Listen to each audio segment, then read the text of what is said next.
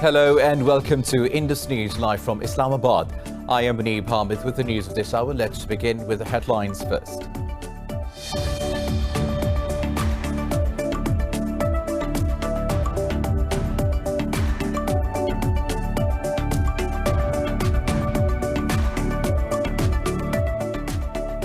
Afghanistan's military says 11 Taliban fighters have been killed in an airstrike in northern Faryab province. In a statement, the military said the airstrike destroyed a Taliban camp in the Karma-Kul district of the province. The Taliban have not yet commented on the claim. Meanwhile, police say President Ashraf Ghani's senior advisor on public affairs, Mohammad Hassan Hotag, has been killed in an attack in the capital, Kabul.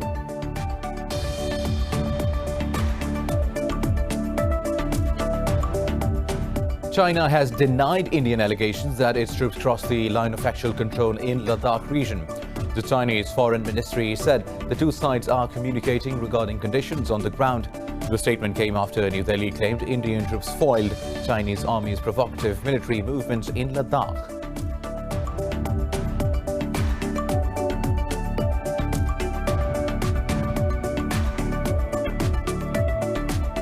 India has become the world's third worst affected country with more than 64,000 COVID-19 deaths, overtaking Mexico as 971 people died overnight.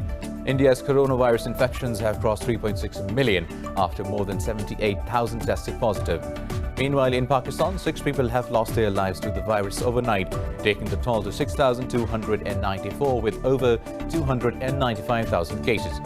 Globally, the virus has claimed more than 846,000 lives, while over 25 million have been infected.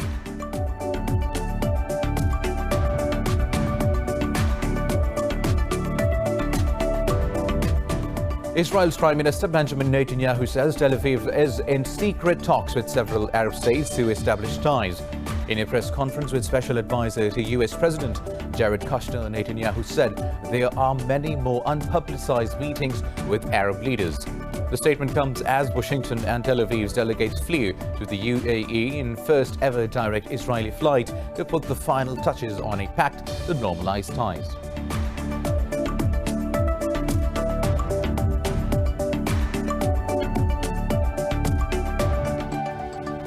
News in detail coming up after a short break. Stay tuned.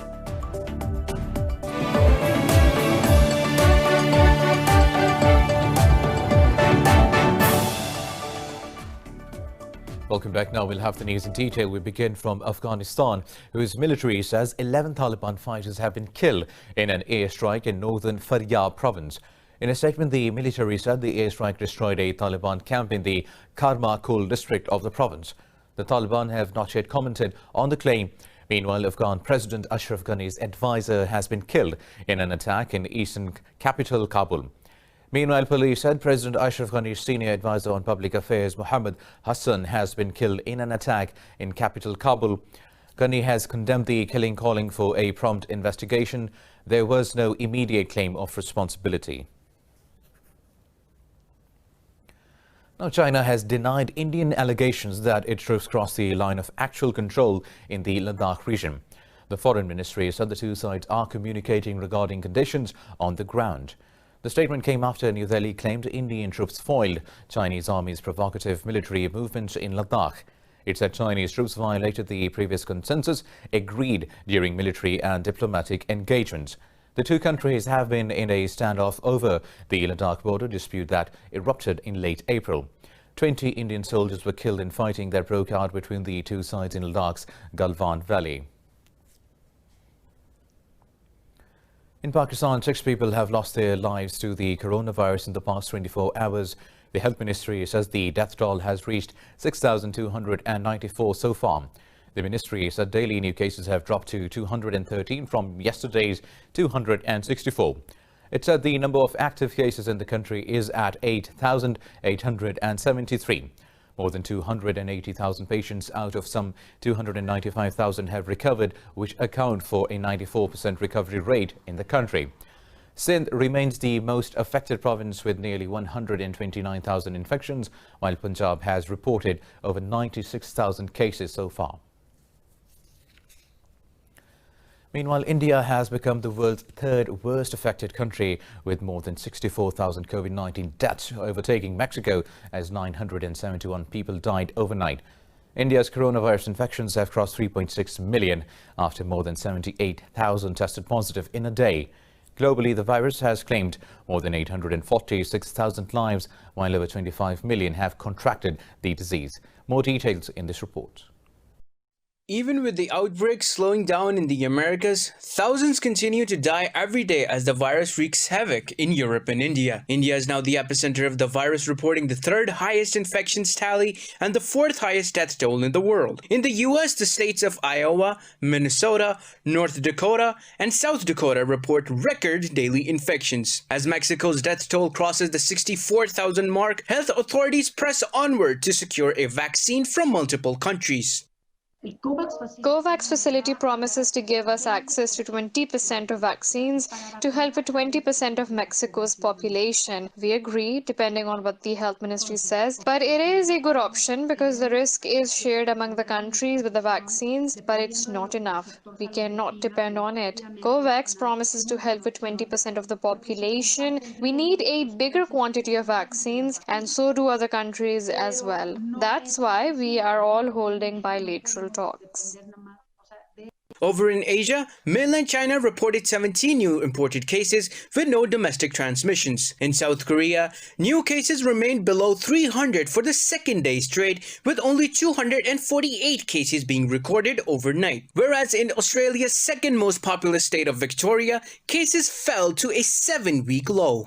I know and understand that just as the vast majority of Victorians are doing the right thing, and that's central to this strategy working, I know that Victorians also want the clearest picture possible of what the next phase looks like. We cannot provide that certainty today. We cannot provide a detailed roadmap today, but we will provide that on Sunday. Another week's data is almost invaluable. In Europe, the UK has reported the highest daily cases since June 4th. Greece's total cases topped 10,000, half of which were reported just in August. Whereas in France, a persistent rise in infections jeopardizes the government's push to reopen schools this week. Moving on, Israel's Prime Minister Benjamin Netanyahu says Tel Aviv is in secret talks with several Arab states on establishing ties. The statement comes as Washington and Tel Aviv's delegates flew to the UAE in first ever direct Israel flight to put the final touches on a pact to normalize ties. In a press conference with Special Advisor to US President Jared Kushner, Netanyahu said there are many more unpublicized meetings with Arab leaders. Netanyahu said these Arab leaders recognize that their true interests are to normalize relations with Israel. Meanwhile, Kushner said the stage is set for other Arab states to follow suit. He said the UAE-Israel normalization deal was a giant step towards regional peace. Kushner said there is still much to do to complete the Abraham Accord. There is still much work left to accomplish, but the Abraham Accords is a giant step forward. To have played a role in its creation, and I say this as the grandson of 2 Holocaust survivors, it means more to me and to my family than I can ever express. We will continue to pursue peace between Israel, the biblical homeland of the Jewish people, and its Arab and Muslim neighbors, and I have never been more hopeful about peace.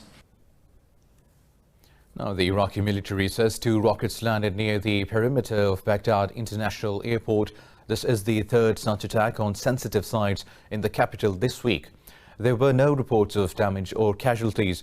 No group has neither claimed responsibility nor denied the attack. On Saturday, a rocket struck Baghdad's heavily fortified Green Zone, which houses foreign missions, including the U.S. consulate, while 3 rockets landed in the same vicinity on Thursday. Yemen's coalition forces say they have destroyed a Houthi explosive-laden drone and a remotely controlled boat aimed at targeting Saudi Arabia. In a statement, coalition spokesman Turki al-Malki said the drone was downed at the kingdom's Abha International Airport. Al-Malki said although the drone was intercepted, some splinters fell at the airport. But he said no casualties were reported after the incident. Al-Malki said the boat was destroyed south of the Red Sea. It said the explosive-laden boat posed a threat to regional and international security, shipping routes and global trade. The Houthis have not yet claimed responsibility for the attacks.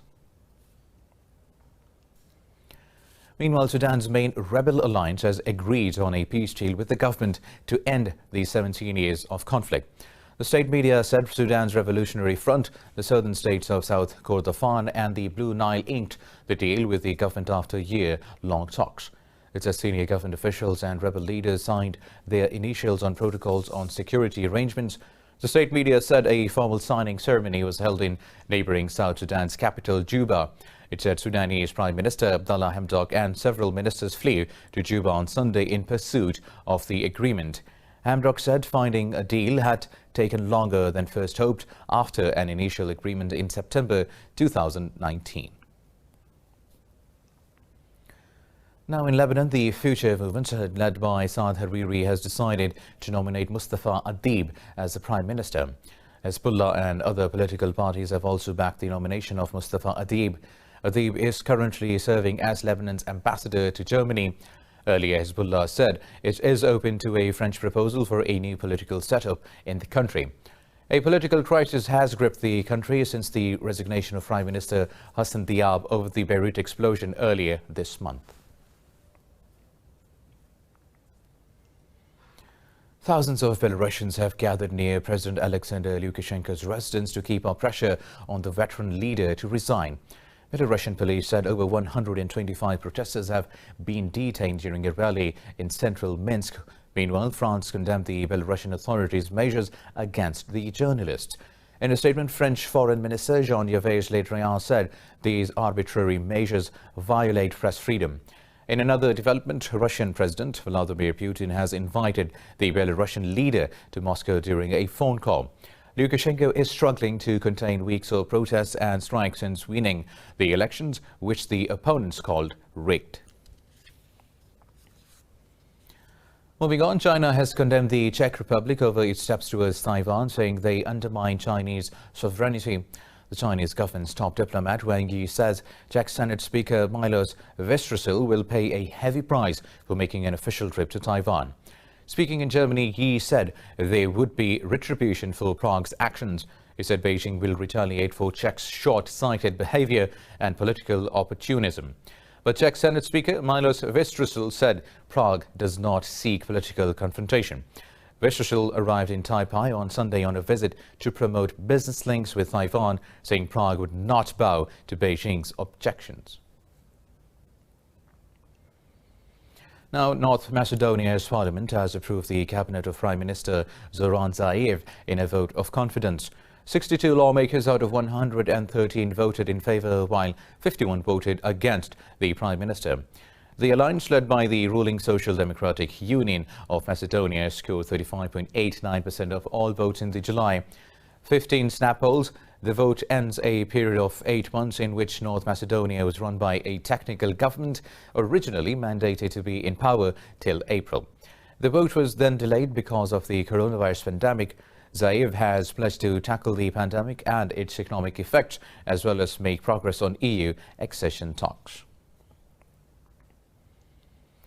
The trial of 4 suspects involved in the downing of Malaysian Airlines flight MH17 over eastern Ukraine in 2014 will resume today in The Hague. The hearings will begin with testimonies of the families of the victims. The Dutch-led international team said all 4 suspects will face murder charges if convicted. The prosecutors said flight MH17 from Amsterdam to Kuala Lumpur was deliberately shot down by a BUK missile fired by the pro-Russian rebels in Ukraine. All 298 people on board, mostly Dutch citizens, were killed. Russia has denied any involvement in the case. Moving on, the United States says the coronavirus vaccine can be released in the country sooner than expected. In an interview, the head of U.S. Food and Drug Administration, Stephen Hahn, said the vaccine can be given emergency approval before the end of the trials. And said such a request for extraordinary approval will have to come from the vaccine developer. He said the decision to launch the vaccine before the end of phase 3 mass human testing trials will involve science and not politics. And added An emergency authorization will not necessarily cover everyone and might be granted for specific high-risk groups. More news coming up in this bulletin after a short break. Stay tuned.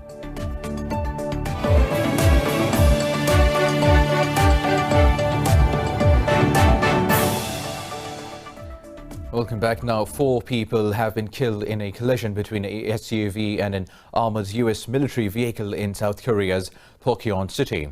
Emergency officials said the incident occurred near the Rodriguez range near the North Korean border. They said all 4 people in the SUV died in the crash, while 1 U.S. soldier in the armored vehicle suffered a minor injury. South Korean police say they have requested an autopsy to investigate the SUV driver's use of alcohol or drugs before the crash. It added the exact cause of the accident is still under investigation. Now, 4 migrants have died when a fire broke out on their boat near the southern coast of Italy. Police said 5 other migrants were injured and taken to hospital in the port city of Crotone. They said 2 police personnel were also hurt as they tried to help the migrants. Earlier, a German charity vessel rescued a boat carrying 400 refugees and migrants in the central Mediterranean. In Sudan, 90 people have died and thousands of homes have been destroyed after weeks of nationwide heavy flooding. Military said it had deployed troops to aid in evacuations and distribute food among these affected. It said troops helped local build barricades and other shields against the water from the Nile River. More than 380,000 people in Sudan's 17 provinces have been affected by the heavy rainfall and flooding since the start of the rainy season in July. It always comes, the flooding, but never like this. This year we had a huge increase in a way that is simply, we're afraid of it. As you can see, he keeps removing it, the water. And no matter how much he removes, we keep getting more from the sea. You remove the water and it comes back from the river Nile right into the house. The death toll from floods in Turkey's Black Sea province in Giresun has surged to 10. In a statement, Interior Minister Suleyman Soylu said rescue teams are still searching for 5 missing people. Authorities have rescued 157 people so far. Over $1 million have been utilized for recovery and rehabilitation work in the region. In India, thousands of people have been evacuated by rescue teams of Maharashtra Strait as floods inundated villages and crops. Officials said nearly 2,500 people were evacuated from the flood-hit Nagpur district. State officials said rescue operations are still underway. Meanwhile, Central Madhya Pradesh State Chief Minister took an aerial survey of the flood-affected area. He said water was receding, but destruction was tremendous. The rains support 2/3 of India's 1.3 billion population who live in rural areas and rely on farming. But excessive rains cause many problems like floods, landslides and waterborne diseases.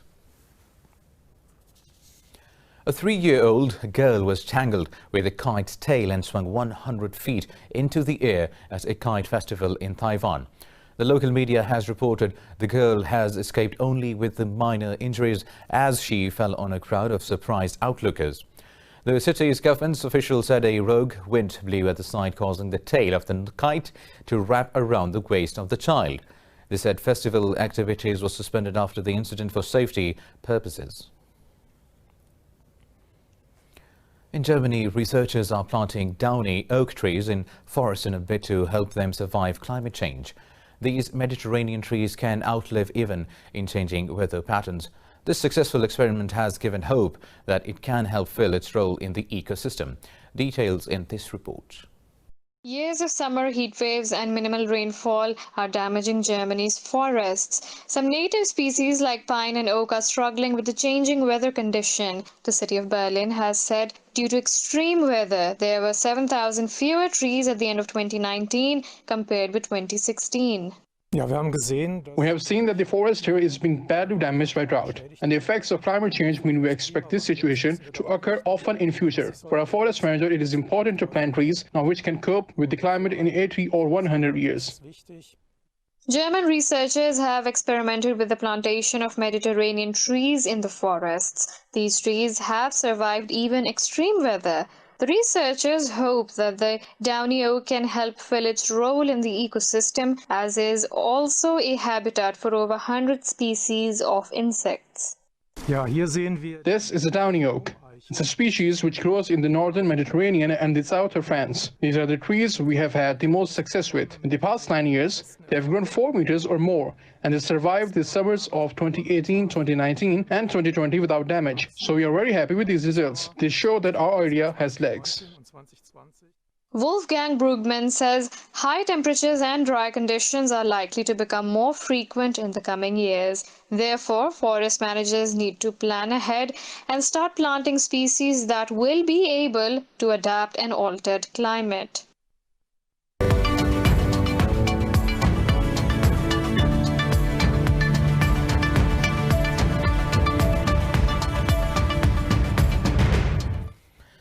Most major European bourses are trading higher as global market players are speculating supportive monetary policy measures around the globe. Earlier, the US Federal Reserve announced cutting interest rates, which has attracted activity in the global markets.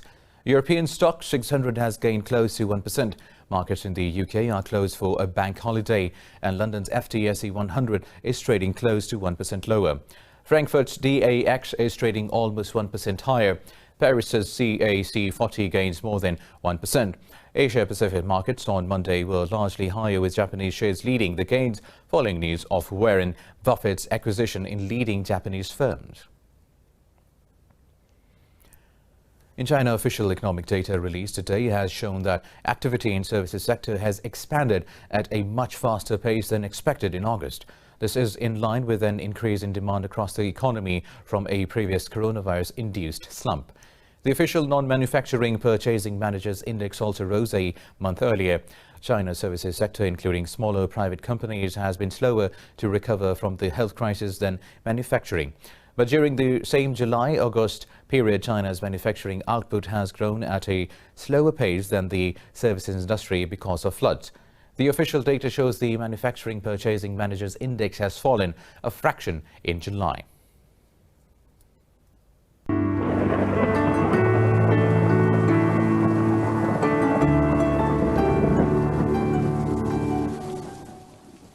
And now let's have a look at the weather updates.